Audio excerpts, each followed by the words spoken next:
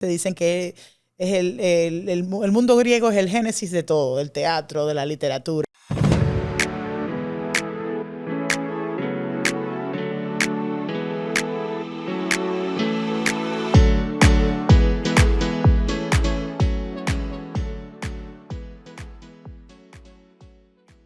Hola amigos, bienvenidos a un nuevo episodio de Un Giro Diferente. Hoy tenemos un tema muy especial, el que exploraremos junto a la riqueza y la vivencia de los clásicos. Esos temas que han resistido el paso del tiempo y que siguen enseñándonos sobre la condición humana, el alma y la cultura.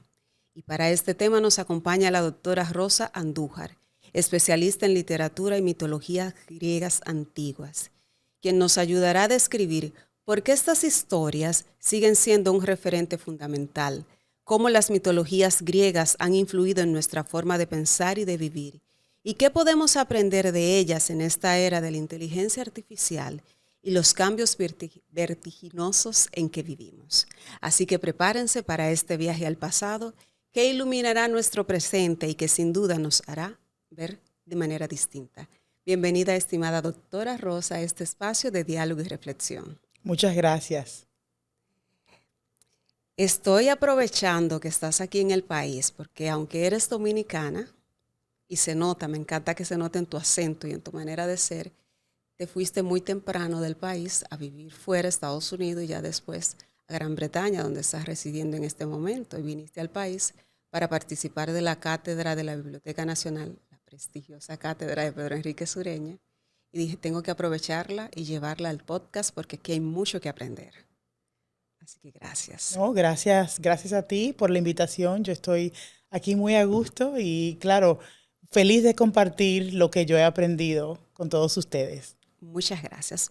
Pues para que empecemos de inmediato, Rosa, evidentemente, solo de verte, vemos que eres una persona joven, eres una académica muy joven, pero que eso no impide que tenga una trayectoria ejemplar, profunda, de muchos estudios y de mucha preparación. Entonces, uno se pregunta, yo me pregunto, ¿cómo es que una persona joven como lo eres se ha interesado por estos temas de los clásicos, que por lo general eran nuestros profesores, la gente más mayor que hablaba de los clásicos, ya casi nadie habla de eso? Entonces, ¿cómo tú entras al mundo de estudiar los clásicos? ¿Cómo te atrayeron? ¿Cómo te enamoraron? Cuéntame de eso. Bueno, yo cuando entré a la universidad, yo estudié en Wellesley College, que en Estados Unidos, en Massachusetts, y yo tenía la idea en la universidad de, claro, hacer algo, no sé, técnico. Bueno, me interesaban mucho las matemáticas. Mis padres eran ingenieros y yo dije, bueno, las matemáticas es algo que me puede llevar a la ingeniería o, no sé, a muchos caminos. Pero tuve la suerte de que cuando yo entré a la universidad había un requisito, creo que era de, no me acuerdo de qué era, o sea, uno iba a estudiar lo que sea, pero había varios requisitos que uno tenía que tomar.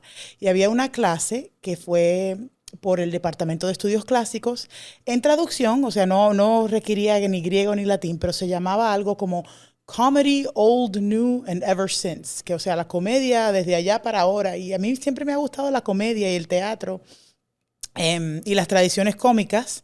Y yo dije, bueno, vamos a ver esta clase. También la clase creo que prometía que íbamos a ver las películas de Monty Python, que a mí me gustaban mucho. Aunque son un poco raras, pero bueno, Pero te gustaban. me gustaban. Entonces yo dije, bueno, esta clase va a acompañar bien todo lo que es un curso de matemáticas. Yo estaba tomando algo de álgebra lineal, no sé qué. Bueno, la clase me encantó y al final no vimos nada de Monty Python, pero sí leímos muchas obras de Aristófanes, de Plauto, también tradiciones europeas y, bueno, anglosajonas que vienen más allá después del Renacimiento, que trazan una línea a Plauto. Y me encantó, yo sé, aprender de la comedia, esta larga historia de la comedia. Y el profesor me dijo, bueno, si a ti te gusta todo esto, te va a encantar leer todo en lo original, en el griego. Y yo como estaba estudiando matemáticas, yo dije, bueno, el griego me va a venir bien porque todas las letras griegas se utilizan para La para la matemática. matemática. Y empecé a tomar griego y me encantó. Porque lo que pasa con el estudio, lo que es el griego antiguo y el latín, te ponen a leer inmediatamente. O sea, ahora, bueno, uno no aprende a hablar, porque bueno, aunque ahora creo que hay algunos movimientos que te ponen a hablar en griego y en latín, pero la meta es leer. Y a mí me encantó. Y bueno, por ahí me fui y al final terminé estudiando estudios clásicos y también la matemática, pero yo quería seguir aprendiendo. Y lo que me gustó también de los estudios clásicos es que es una carrera muy amplia, muy interdisciplinaria, porque al final uno tiene que aprender un poco el idioma, pero también el enfoque es cultura, historia, todo. O sea, había clases también sobre la ciencia en el mundo antiguo. O sea, uno podía aprender de todo. Era una manera también de como no decidir, de resistir una especialización. Y me encantó y fui, bueno, después de ahí seguí estudiando, tenía yo unos profesores maravillosos allá en Estados Unidos y me dijeron que, bueno, si a ti te gusta esto, profundiza un poco, aprende un poco más, vete a Inglaterra. Me fui a Inglaterra por 2 años a la Universidad de Cambridge, donde hice licenciatura, maestría de estudios clásicos, pero era todo más a profundo, porque en Inglaterra hay una gran tradición de todo esto. Y luego después decidí hacer el doctorado. Así que yo realmente entré a la universidad y nunca salí. O sea, sigo ahí, pero con otro rol, O sea, digamos. me parece interesantísimo porque por lo general uno, si tiene la suerte, elige bien Sí. qué hacer en la vida. Pero en este caso fue como que tú habías elegido seguir el camino de tus padres, que eran las matemáticas, las ingeniería, porque ya tal vez había un trecho hecho Sí. y de repente te dijeron, no, mira para acá, que lo tuyo es distinto. Y de repente tomar la decisión de dejar lo que era el camino familiar puede costar. Entonces, Sí. me encanta la valentía con la que tú encarnaste lo que te marcó, si se puede decir, lo que te marcó la vida en ese momento. Y que gracias a eso estamos aquí. Sí. Entonces, mira, tú sabes que en el mundo en el que estamos viviendo, las prioridades suelen estar dominadas por la inmediatez. Eso está matando a la gente, entre un paréntesis, hacemos un paréntesis, la tecnología y los resultados económicos. Dado esto, que es la realidad, ¿por qué crees tú que las humanidades y particularmente el estudio de los clásicos sigue siendo necesaria? Bueno, en general yo siempre he pensado que las humanidades, bueno, como dicen, enseñan a uno a pensar, enseñan a uno a entender quién eres en el mundo, de dónde vienes, para dónde vas, quiénes han venido antes de ti. Y para mí esas preguntas son preguntas que son muy importantes para todo el mundo, a pesar de, bueno, cualquier interés que tenga, pero uno tiene que saber, se tiene que situar muy bien en el mundo. Y las humanidades son muy buenas para eso. Entiendo, bueno, ahora estamos viviendo un mundo digital, un mundo muy diferente, un mundo como has dicho, de inmediatez, pero uno tiene que saber a dónde va. Y creo que lo que pasa ahora con la tecnología y todo lo que está pasando es que uno como que camina sin pensar, sin rumbo. Y eso yo lo veo muy peligroso. Por eso yo siempre, bueno, me he nutrido de todo lo que he leído, porque me gusta también pensar, o sea, que en este mundo ha habido tanta historia, tantas cosas que pasan. Y siempre se dice que la historia se repite.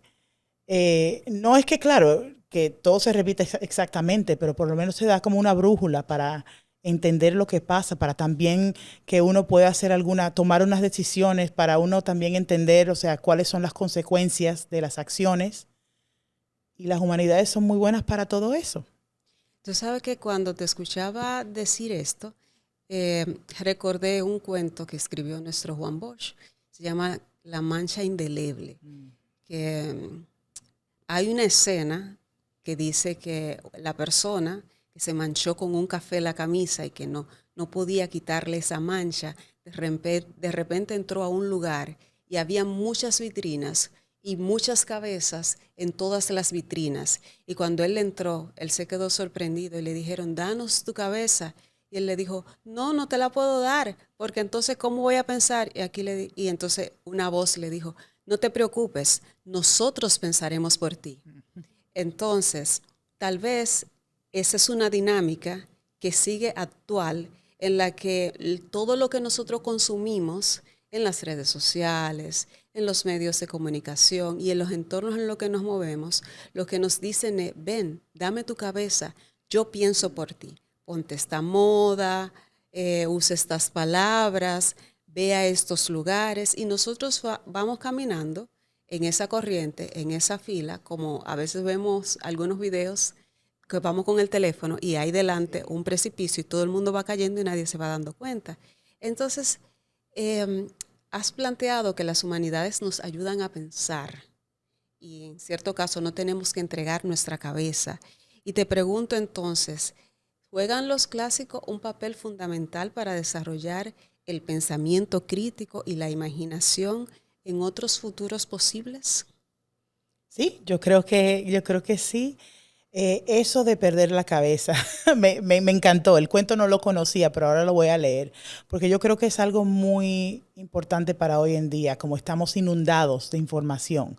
Mucha gente no tiene la capacidad con esa, digamos, ese tsunami de información que tenemos. Es imposible pensar, es imposible también ubicarse. Entonces yo creo que sí, mantener la cabeza es un reto muy, bueno, es muy difícil hoy en día. Bueno, hablando de los clásicos, porque lo que es el mundo grecorromano es un hilo que ha sobrevivido de varias maneras a través de la historia. No voy a decir que es la única cosa que uno puede, que te puede ayudar a entender el mundo. Es una de las es una tradición realmente, porque sí, como existe, aunque he dicho, se ha transformado de varias maneras a través de la historia. Es un hilo que siempre, que ha seguido ahí y yo creo que es un hilo que te ayuda a entrar a varios puntos históricos. O sea, sí, el mundo, lo que era la Grecia y la Roma, existió en su tiempo, pero lo que pasa es que después que cayó el Imperio Romano, y sobre todo después del Renacimiento, este mundo clásico, bueno, primero le llaman clásico, lo nombran clásico como algo importante, algo interesante. Y van los pensadores, desde el siglo XV en Italia hasta más adelante, van proyectando, van imaginando su mundo nuevo, su presente a través de estos clásicos. Entonces lo que pasa sí es algo que predomina también en Europa, también en América del Norte, pero también en América Latina. O sea, es un pasado que como tiene tanta historia, tiene tanto, digamos, tanto marco que ha dejado a través del mundo, es un hilo que te ayuda a conectar muchísimas cosas. Entonces para decir, digamos, yo no soy experta de literatura dominicana, digamos, y eso lo voy a admitir. Yo quiero aprender mucho más, pero lo que ha pasado conmigo, yo he estudiado mucho esto del mundo clásico y también su legado en la modernidad. Y en mis estudios siempre se hablaba de Europa, siempre se hablaba de Estados Unidos y pensando lo que pasó, bueno, el nuevo país, Estados Unidos, se quiso reimaginar como una nueva Roma, así que tiene e pluribus unum, tienen estos legados que ponen ahí en latín, para marcar una continuación con Roma. También, bueno, en la República Francesa hay muchísimos, muchos, digamos, acontecimientos históricos donde hay países ahora de la modernidad que se quieren ver como herederos de este mundo antiguo. Entonces yo aprendiendo, leyendo sobre todo eso, siempre me preguntaba por América Latina y yo sabía, como buena dominicana, aunque vivía en el extranjero, yo conocí el nombre de Pedro Enríquez Ureña como gran humanista. Entonces me puse yo a leer, a investigar. Y claro, ahora, bueno, a través de la lectura y los estudios, me he dado cuenta, bueno, Pedro Enríquez Ureña era uno de los grandes filohelenos de América Latina. Es una persona que fundó ateneos en Cuba, en México, o sea, que él también le interesaba mucho este mundo clásico, este legado clásico. Y por lo que yo veo, él le interesaba conectar lo que era la América hispánica con este otro mundo, claro, el mundo de Europa, de Estados Unidos, pero es un legado intelectual grande que incluye, bueno, hasta ahora sigue omitiendo América Latina, porque somos una región periférica o que estamos al extremo, que no es, claro que no es Europa, pero mucha gente en estos países, aquí en el Caribe, se ha también utilizado, ha involucrado este mundo, este hilo clásico, de manera muy interesante y está de manera distinta que los europeos. Así que yo creo que para mí todo es lo que es la tradición clásica te ayuda a entrar. O sea, yo ahora me estoy convirtiendo, digamos, en una persona que no especialista, yo quiero, bueno, pero yo quiero entrar en el teatro caribeño. Bueno, he entrado a través por el mundo, el hilo clásico, en la literatura dominicana, y conectarlo todo, porque al final eso es lo que también te provee los clásicos, como una manera de conectar historias, literaturas, culturas que se vean distintas. La historia tiene como muchos capítulos, Sí. y el ser humano lo clasifica, clásico, el Renacimiento, tal, y de alguna manera son capítulos que no están aislados uno de otro, sino que se van fortaleciendo en lo que fue el anterior y ese sostiene el siguiente, así sucesivamente. En lo que acabas de comentarnos, nos decía que lo antiguo de alguna manera se conecta con lo vigente, con lo que vivimos. Y me dio curiosidad por saber un poco más de eso. ¿De qué manera se conecta? Que tal vez no lo estamos viendo. Bueno, una manera en la cual se conectan el mundo clásico y ahora la modernidad. Estamos hablando también del legado del imperio y la colonización. Eso es un marco muy importante que lo que es el mundo greco-romano, los países europeos, viéndose como herederos de los romanos sobre todo, se veían como que querían crear un nuevo imperio. Entonces, lo clásico y lo que tiene que ver, sobre todo, bueno, con América Latina, el legado clásico está liado a esta cosa de conquista. Pero también, o sea, está eso, pero lo que me gusta es que no es simplemente, no es simplemente así, o sea, no es blanco y negro. Lo que pasa también es que como, sobre todo los griegos, tienen una gran tradición de filosofía, de cultura, de literatura que está basada en lo que es el pensamiento libre.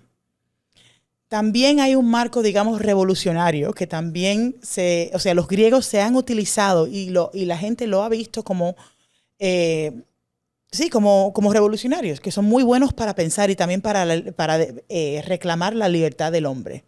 Así que a la vez que este mundo antiguo tiene este legado imperial, colonizador, también hay una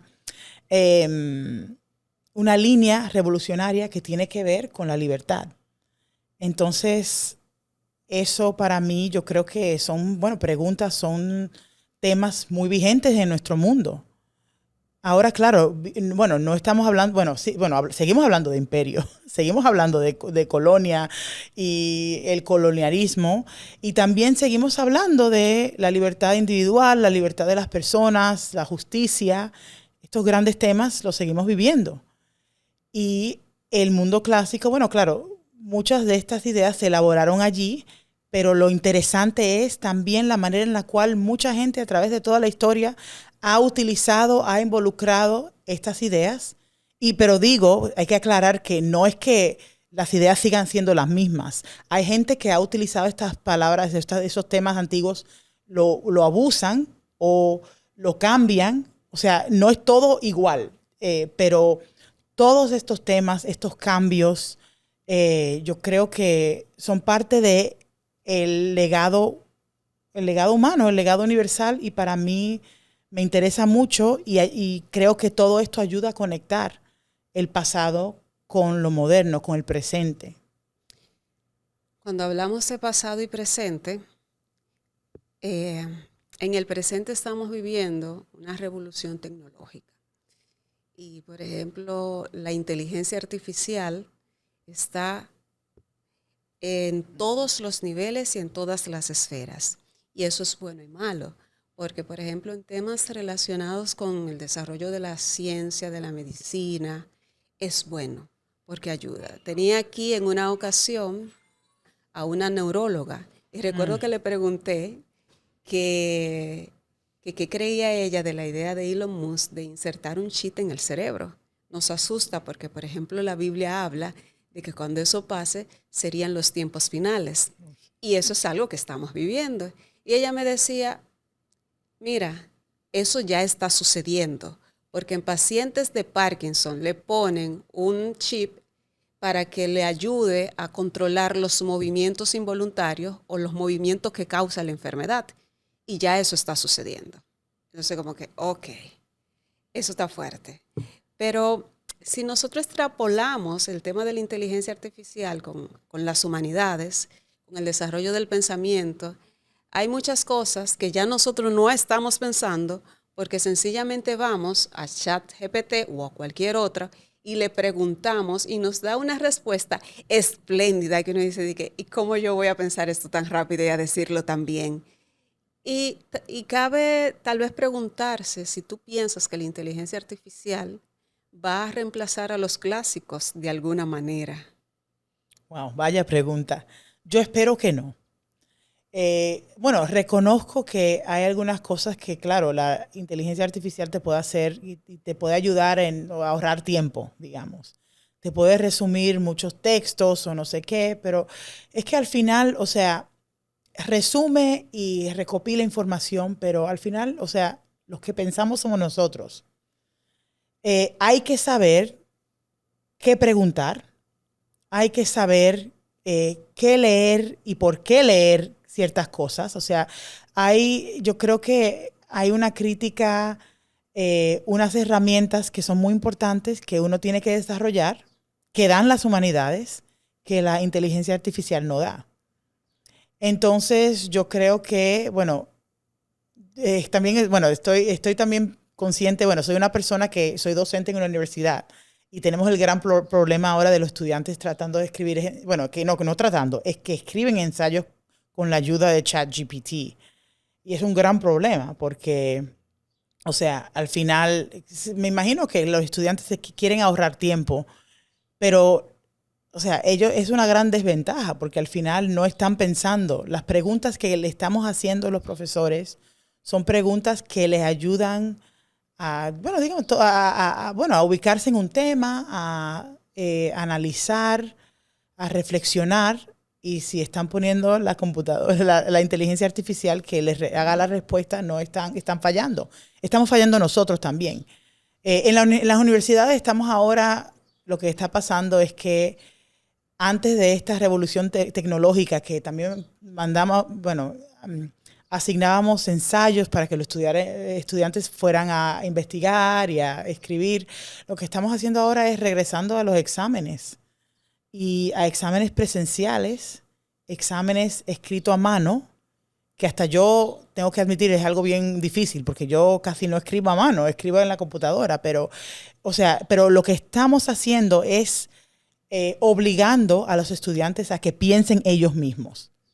O sea, al final sí, si tú quieres hacer un trabajo profundo de investigación, sí, bueno, quieres utilizar a tu chat GPT para que te resuma algo, ok, pero al final uno mismo tiene que saber cuál es la pregunta que te motiva, cuál es la conclusión a la cual tú quieres llegar, por qué estás analizando algo, o sea, que te resuma una cosa así, bien, pero al final ChatGPT no sabe, bueno, bueno, no te sabe decir por qué algo es importante, resume y acopila muchas informaciones de muchas partes, pero, o sea, todo lo que es la pregunta, la motivación, tiene que ser dirigida por una persona. Y nosotros como humanos somos los creativos, bueno, tenemos esta capacidad que nos distingue de animales, de todo, todo lo demás que hay en la Tierra, tenemos la capacidad de pensar, así que hay que seguir continuando a usar, a pensar.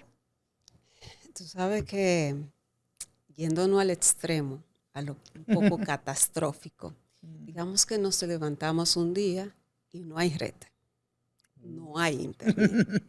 Y ese día tú tienes que entregar un trabajo a la universidad, porque tú lo dejaste para el día antes, porque tú sabías que en 3 minutos, o en 1 minuto, la plataforma te hace el trabajo. Bueno. Sorpresa, ¿qué vas a hacer ahora? O tienes que hacer un trabajo de otro tipo en tu desempeño laboral y de repente nosotros no nos hemos planteado que si hay un colapso de la tecnología, claro, ¿cómo nosotros vamos a resolver todo lo que llevamos? Claro. Entonces también tal vez convendría pensar en eso.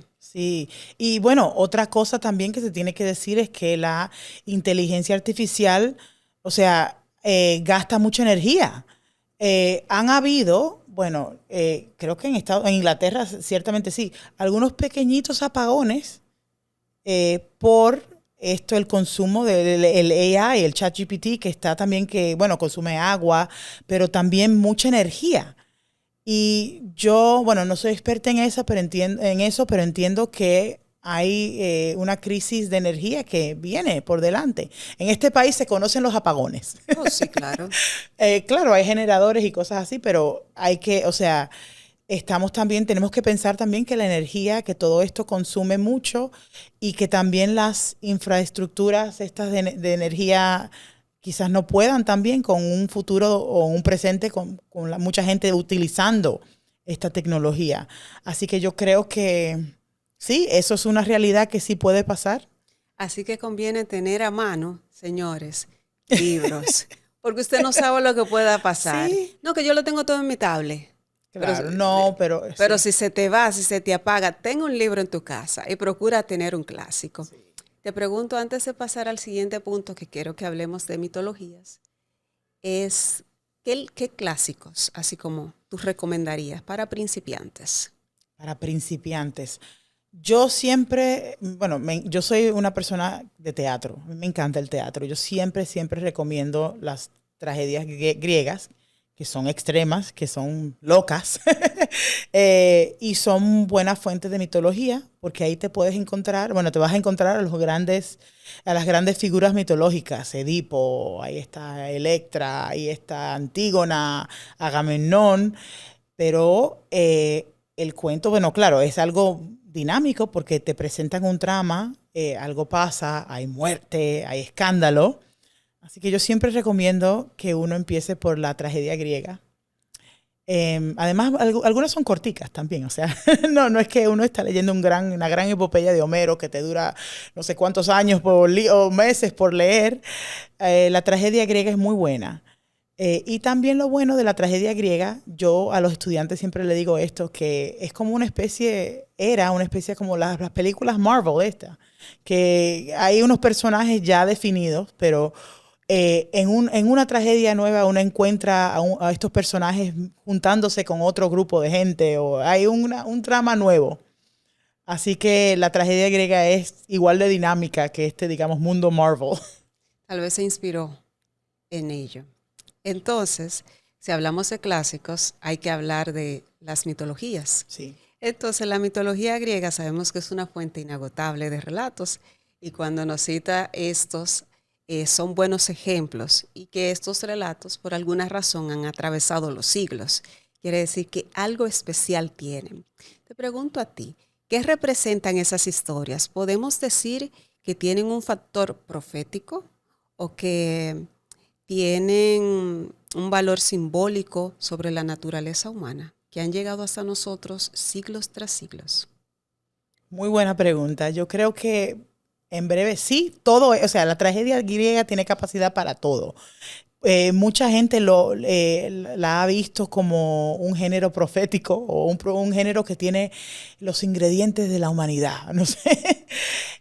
Para mí lo que me interesa es que plantea unas preguntas muy interesantes sobre, bueno, quién eres o quién crees que eres. Ahí está la gran tragedia de Edipo. O sea, bueno, no se las voy a dañar. Bueno, seguro que las conocen.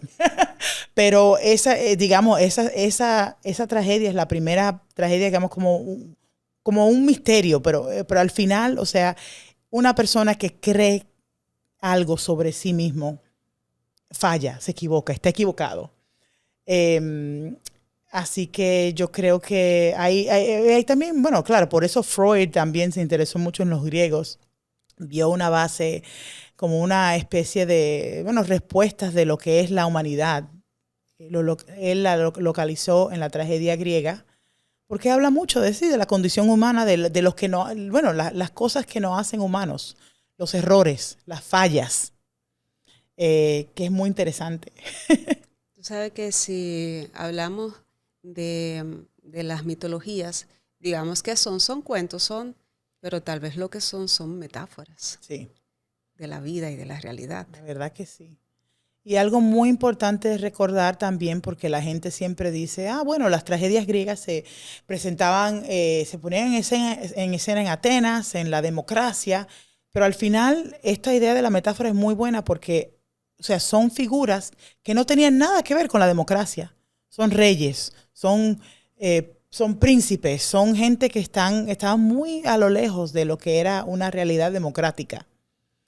Entonces, pero como quiera, también estos personajes se veían enfrentados contra fuerzas poderosas, los dioses, la naturaleza. Así que sí, a mí yo creo que estoy de acuerdo con eso, que son como una especie de metáfora.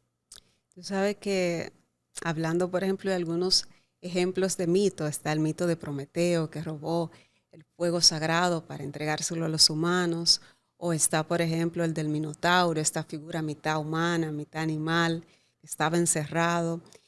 Y ahí entonces volvemos al tema de qué nos dicen estas metáforas. Roba el fuego, se lo da al humano, tengo una especie de ser que no es ni humano ni bestia. ¿Qué me dice eso a mí como metáfora? ¿Qué revelan sobre nuestros dilemas, nuestros deseos, nuestros temores más antiguos y persistentes? Y mira, voy a subrayar eso porque lo voy a retomar después. ¿Qué revelan sobre nuestros temores y nuestros dilemas, nuestros temores más antiguos? Bueno, muchas cosas. Yo creo que muchos de estos mitos tratan con los límites de una persona y de la humanidad. O sea, bueno, lo que trata esto de Prometeo, que le entregó el fuego, a él, bueno, fue condenado, amarrado a una piedra, castigado por toda su vida porque se pasó de lo que era su supuesto lugar. Y bueno, yo creo que también, aunque claro, él no era humano, él era un titán, un dios, enseña que cada persona, que supuestamente todos tenemos nuestro lugar, pero que a veces cuando nos pasamos de ese lugar, uno puede, llegar a la tragedia, al castigo. O sea, es como que una manera de que, yo creo que, para los griegos creo que era como una manera de que se recuerden de su sitio en el mundo, de que todo lo que uno hace tiene consecuencias y no buenas. Lo del Minotauro, los griegos les interesaba mucho lo que era el límite, o la diferencia entre los humanos y los animales. Hay muchos cuentos del Minotauro, pero creo que casi todos trataban con la esposa de Minos. Minos era el rey de Creta. El Minotauro viene por él, pero él era un gran rey. Incluso ahora, ahora han descubierto en Knossos, allá en Creta, un gran palacio antiguo. Y le ponen ahora el palacio de Minos, aunque Minos era una figura mitológica, o sea que tenía entendido que no era una figura histórica, porque hay esa gran pregunta también, si los griegos pensaban que los personajes de la mitología eran históricos. Yo creo que no. Ellos entendían que era otra cosa, unos cuentos. Pero bueno, lo que pasa también en la arqueología moderna es que a esos cuentos también se le da una realidad arqueológica. Bueno, lo que pasa es en Knossos o en Creta había este gran palacio, está este gran rey Minos. Su esposa se enamoró de un bull, un toro. Y algunos cuentos dicen que fue un dios que se lo mandó también porque Minos hizo algo malo.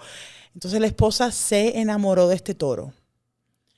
Y tenían a Dédalo, que estaba ahí encarcelado, digamos, sí, el mejor inventor de todos los griegos.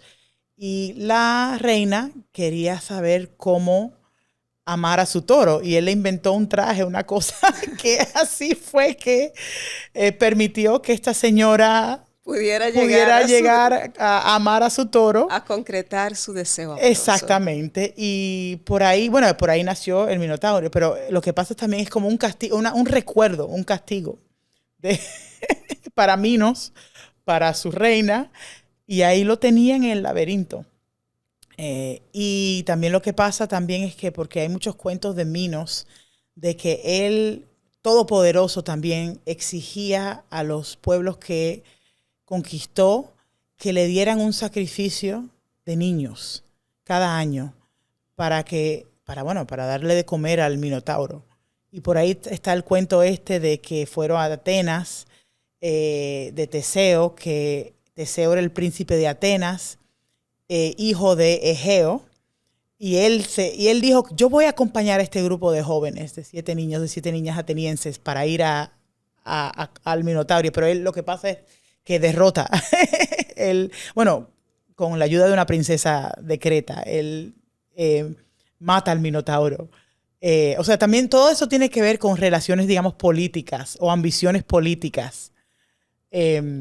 Así que en el mito lo hay de todo. Hay como estos castigos, pero hay política, hay intriga.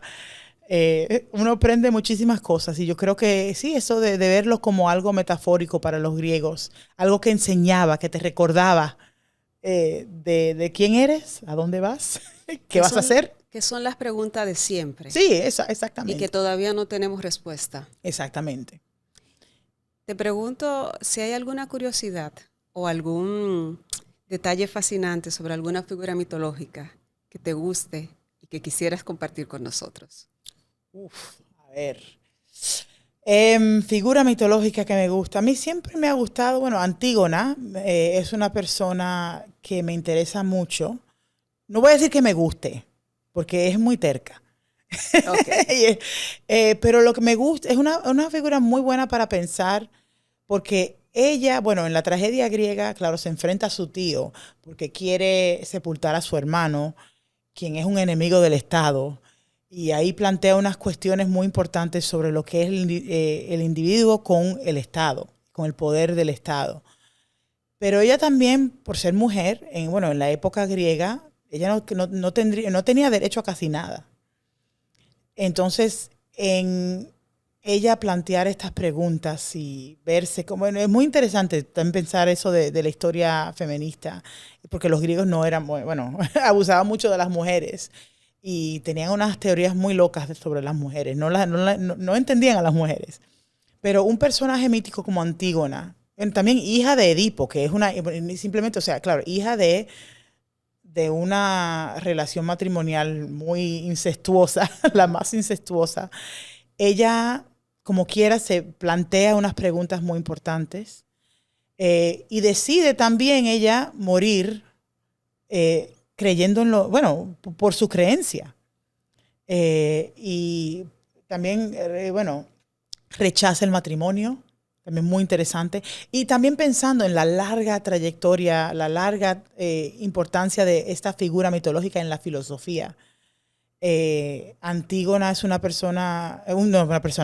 personaje que ayuda a seguir planteando estas preguntas de quién es una persona, qué poder tiene una sola persona ante el Estado, ante un imperio, un tirano.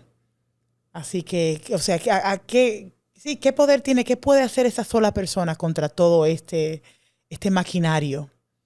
Y no es que me guste, pero la encuentro muy interesante para seguir pensando en cosas muy vigentes de hoy. Tú sabes que eso me lleva a pensar dos cosas. En Sócrates, que murió por sus ideas. Sí.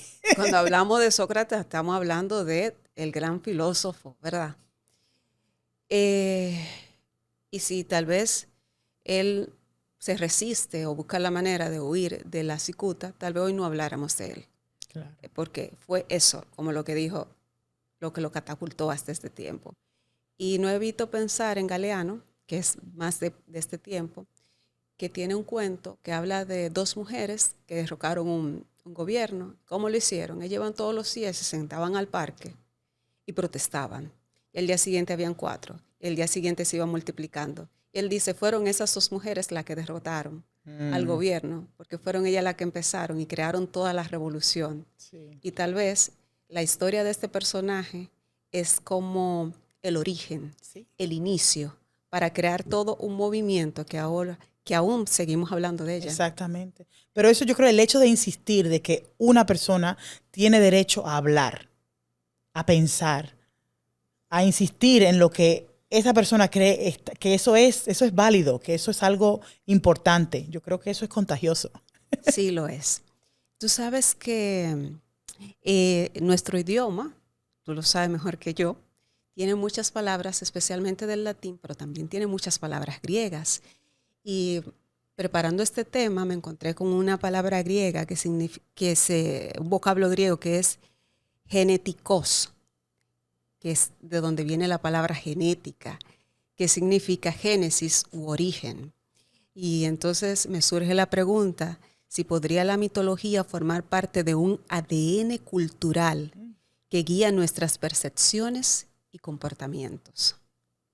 Sí, a mí me gusta mucho esa idea porque también, bueno, a través de lo que es la cultura occidental, aunque no estén invocando directamente al mundo griego, hay mucha poesía, mucha literatura donde el marco mítico está muy presente. Y es como si es un origen, pero también es un idioma, y siempre le han llamado un idioma, lo que es el mito, la mitología, es como un idioma universal, que cualquier persona en un poema escribiendo sobre una realidad suya puede incluir. El hecho de simplemente incluir un personaje mítico ya como lo eleva o lo conecta a otra tradición, a otras tradiciones, a otras culturas. Así que yo creo que sí. Mira, yo estoy fascinada con un libro que estoy leyendo en este momento de la neuropsicóloga Nazaret Castellano. Ella es española y el libro se llama El puente donde habitan las mariposas. Wow. Es un título poético que te remite como a poesía, pero de repente lo único poético que tiene es la manera en cómo ella escribe el ensayo, que es hermosísimo como escribe, que tú no te quieres despegar, aunque te está hablando de conceptos científicos, tú sientes que es una belleza. Y ella ahí habla de la genética, habla del ADN y habla de una palabra que aprendí en ese libro que es la epigenética, que está por encima de la genética. La genética es toda nuestra información biológica y que se contiene en nuestro ADN, que tiene toda la información de nuestros antepasados.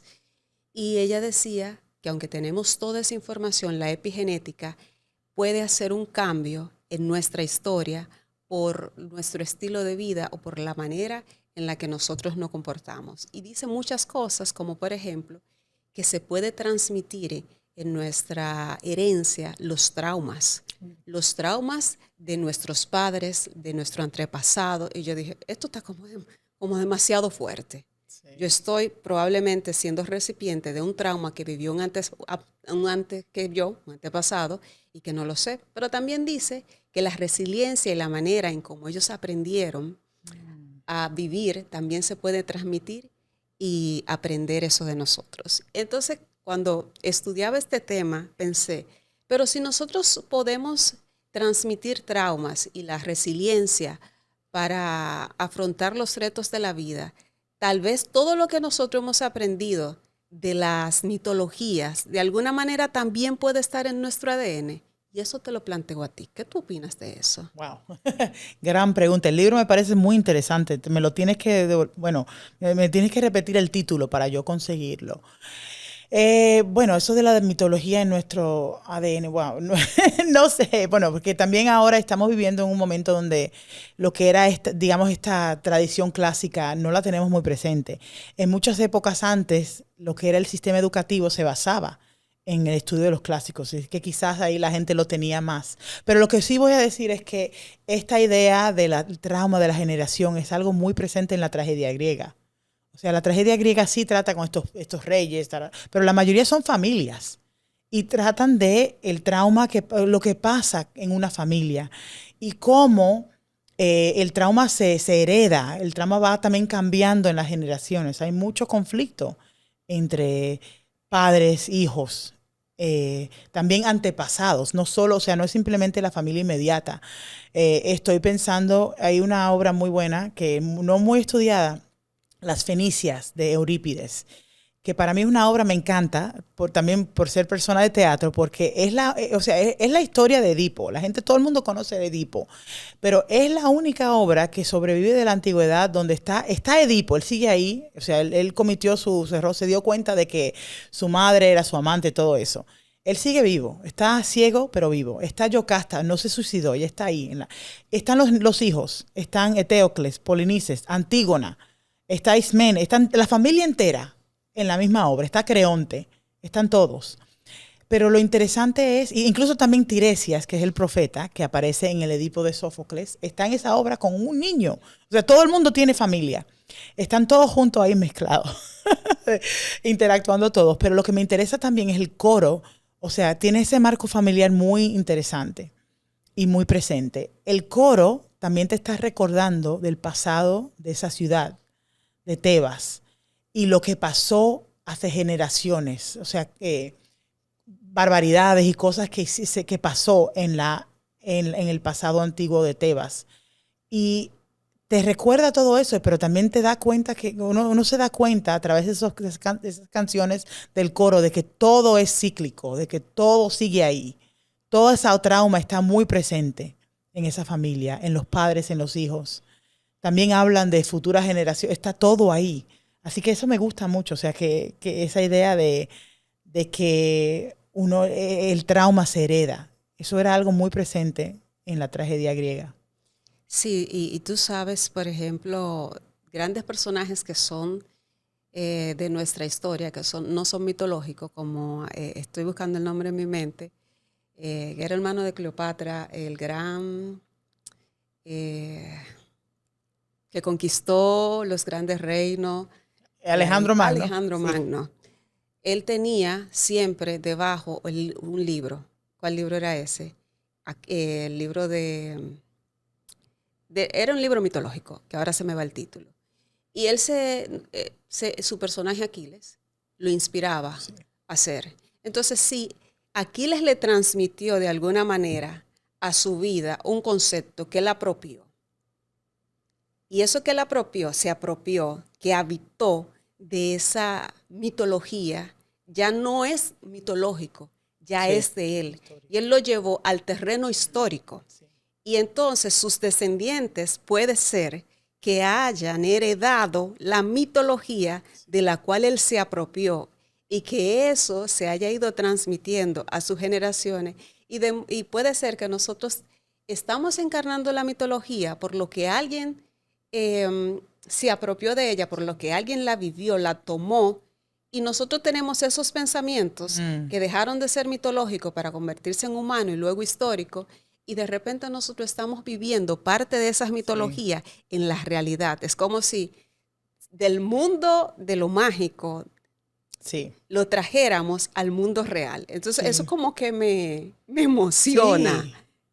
Y algo yo creo que también, bueno, para todos nosotros que vivimos ahora, bueno, en el Caribe, hablando de la conquista de América, cuando los europeos descubrieron a América, pensaron todos ellos que esta era la tierra de las Hespérides. Las Hespérides son unas ninfas mitológicas que, según la mitología, vivían en remota parte del occidente, en algún lado lejos, y cuidaban un gran jardín.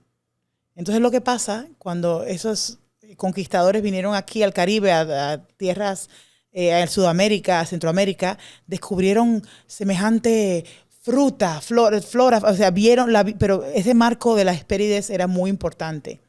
Y veían a las Américas como este paraíso de las Hespérides, de la edad de oro. Así que de cierta manera, nosotros todos, bueno, eso se pasó a la historia. Y la manera en la cual abusaron de estas tierras también fue porque tenían esa idea de la mitología, que aquí había un jardín, un paraíso increíble. Así que eso es algo muy importante que se olvida. Sí, y que de hecho lo que nosotros, de alguna manera, los pensamientos que vamos teniendo, tienen mucho que ver con lo que nosotros consumimos, con lo que nosotros leemos, que nos transforman la manera de ver el mundo. Y su comportamiento se reflejaba mucho en lo que ellos conocían, que eran mitológicos. Ellos querían encarnar ellos mismos, ser sus propios héroes de esta historia. Entonces, yo pienso que este tema da para pensar mucho y para buscar desempolvar la Ilíada, la Odisea, que son como de los más conocidos en este tiempo, y encontrarnos ahí, porque no estamos lejos de eso. Hemos ido evolucionando en esa historia.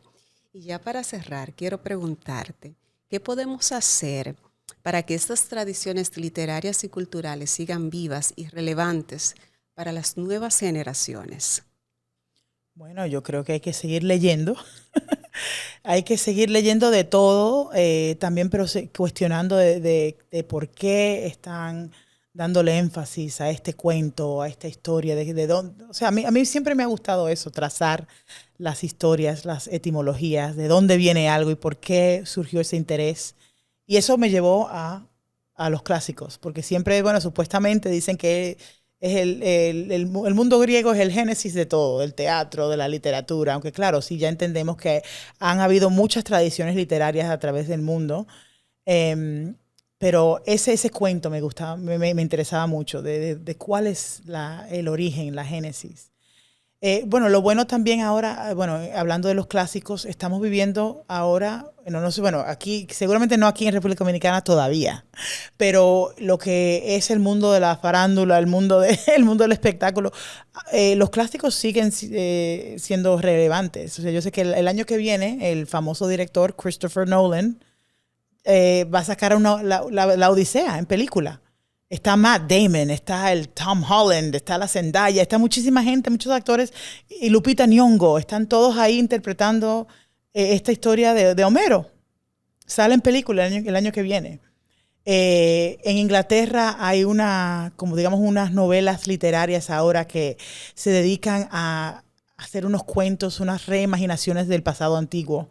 Está la Circe, de Madeline Miller, que es una manera también de rescatar un interés que Homero no tenía en las mujeres. O sea, hay gente que está, bueno, llevando este interés a lo clásico, pero también señalando nuevas direcciones. Y son esfuerzos creativos. Así que yo creo que, bueno, leyendo, consumiendo eso, yo espero, eso es lo que digo, yo le digo siempre a mis estudiantes, que eso les lleve a leer con más profundidad todo lo que se ha escrito en el mundo. Bueno, querida Rosa, muchísimas gracias por abrirnos la puerta a este mundo antiguo que sigue siendo vigente y por contarnos de una manera tan sencilla, tan clara y tan fascinante sobre estas historias que nos tocan a nosotros, que nos llegan a nosotros y de la que nosotros seguimos siendo parte. Y gracias por estar aquí esta mañana. Gracias a ti y gracias a todos ustedes. Sabes que tu trabajo nos cuenta y nos recuerda que las humanidades no son un lujo, sino una necesidad, un espacio para cuestionar, para imaginar otros mundos posibles y para resistir al olvido. Gracias, así puedo resumir esta conversación. A ustedes, queridos amigos, muchísimas gracias por acompañarnos. Espero que hayan disfrutado de esta conversación tanto como yo. Si aún no forma parte de esta comunidad, pues te invitamos a que te suscribas y si este contenido te ha parecido bueno y especial como nosotros creemos que es, compártelo con alguien más para que se multiplique y entendamos que nuestra historia aún sigue marcándonos la pauta de nuestro presente y, ¿por qué no?, también de nuestro futuro. Gracias por el privilegio de su tiempo. Nos vemos y nos escuchamos en un próximo episodio. Hasta pronto.